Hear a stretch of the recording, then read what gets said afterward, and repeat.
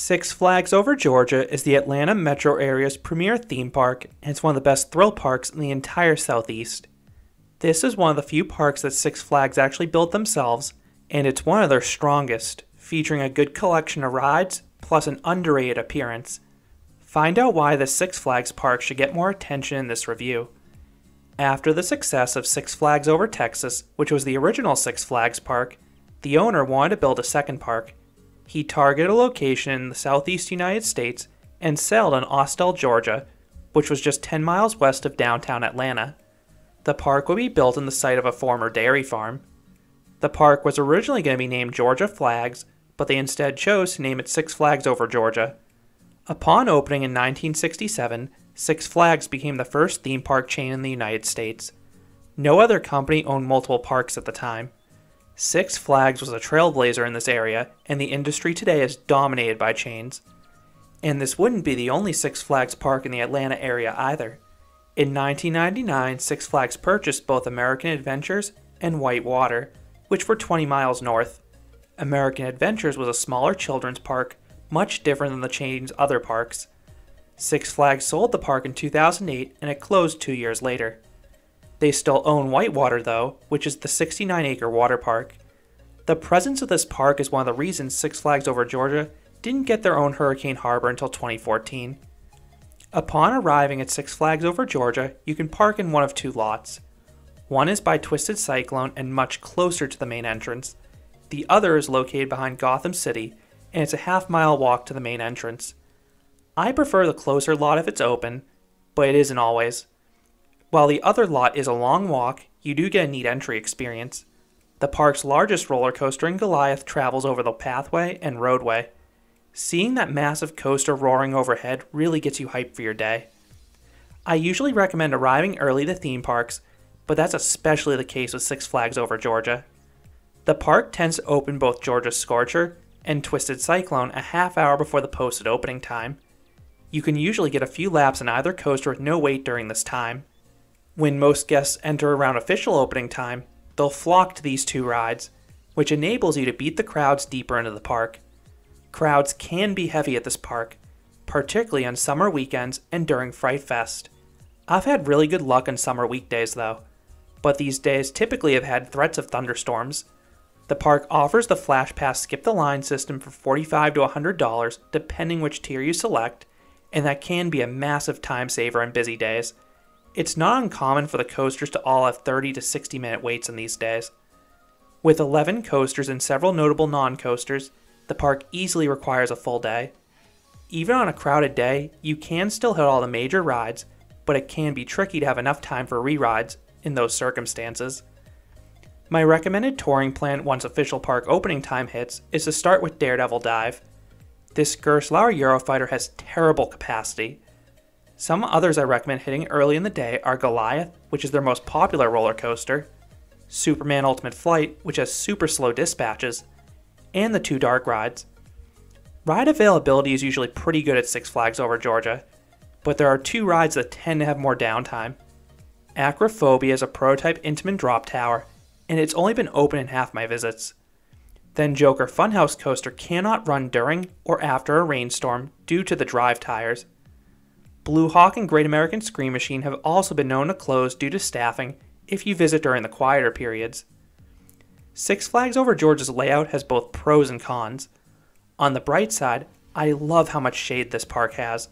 It really helps in those hot summer days. On the downside, this park is very hilly. You have a shockingly steep hill into Gotham City, and I pity anyone with a stroller that needs to go down there and haul it back up. And it's a dead end too, so the hill is unavoidable if you want to see the area. You also have a few smaller hills towards the front of the park, and another sizable one leading to the back of the park. This is named Carousel Hill, and it holds a few family rides like the classic Riverview Carousel, plus the Hanson Cars Antique Car Ride. In general, I think this park looks pretty good, and the greenery really helps. You have the aforementioned trees, but you also have an ivy canopy over the midway at one point. And some rides are nicely landscaped too, like the Thunder River River Rapids ride and Mindbender. I've also never found this park dirty, and you also have some theming. It's pretty standard for Six Flags with some DC properties and western facades, but it does add a little to their respective areas.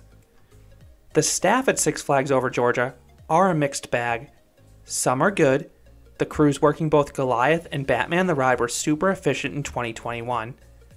But other crews can be significantly slower, and a few employees just seem flat out disinterested. A few do go above and beyond. For example, the employee working guest relations was super knowledgeable and was able to help us find the Nano coasters. We had been struggling all day to find them because they were in the last place we'd look. They weren't in a ride gift shop, nor were they in the main gift shop.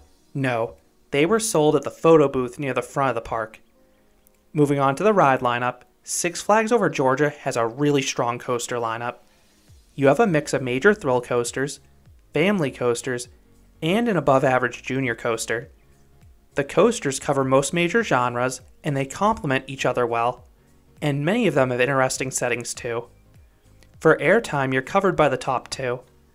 Goliath is the best coaster here and a floater airtime machine. It's easily one of the best by Balzer and Mabillard for hypercoasters. It has such strong pacing. There's no mid-course brake run, and essentially no trims, so you haul start to finish. Every hill delivers very good and sustained floater airtime, and the Far Helix may be the best turnaround B&M has ever created. I have a separate review going into more detail for this one. If you prefer ejector airtime, Twisted Cyclone is for you. This may be one of the shortest Rocky Mountain construction creations, but it has strong elements. The first drop in Bunny Hills really launch you out of your seat, but the signature moment is the sideways ejector airtime on the giant wave turn. Then you also have 3 inversions loaded with hang time.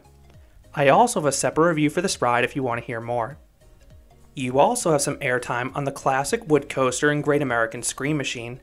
This ride is historic as it opened as the world's tallest, fastest, and longest roller coaster, and the ride looks pretty too on the water. But it is rather bumpy. Avoid a wheel seat at all costs. For inversions, you have several options and ride styles.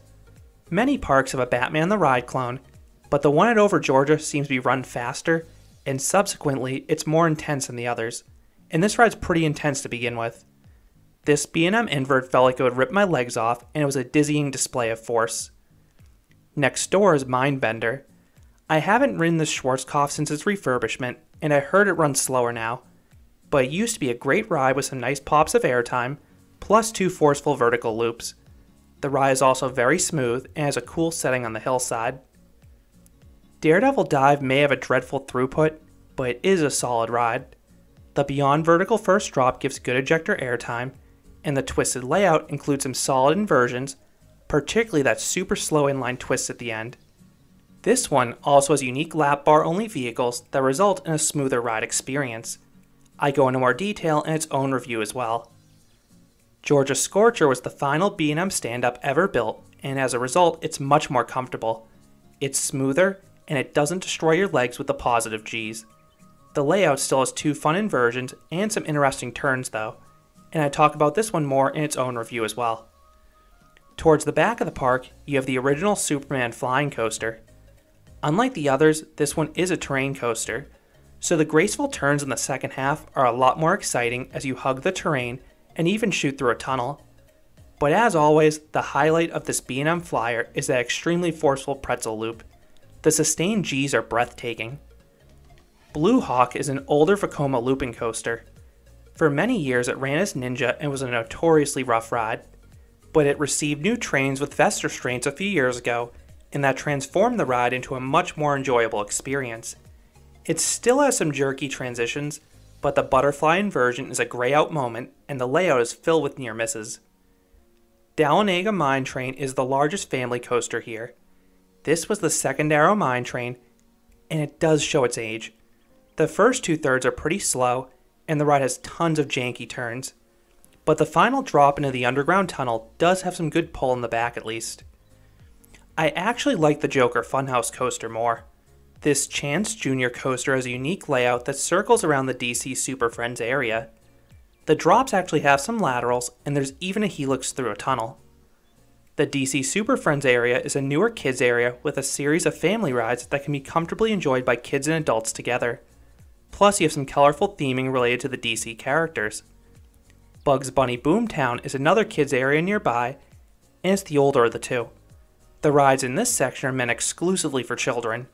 The downside with this placement though is that 3/4 of the park doesn't really have any rides for the youngest of guests. There is a good flat ride collection though. Carousel Hill has an antique carousel that's a National Historic Landmark as it was relocated from Riverview Park. Sky Screamer gives a speedy bird's-eye view of the park from 24 stories in the air. Pandemonium is a Zamperla giant discovery that offers solid positive Gs in the downswings and lots of floater airtime in those larger max swings. This ride is another one that can get a lengthy wait due to its long cycle and throughput though. Acrophobia is one of the world's best drop towers. The rotating seats and placement give awesome views, but most importantly, the unique stand-up floorless riding position is downright terrifying, especially because you have a tilt feature at the top.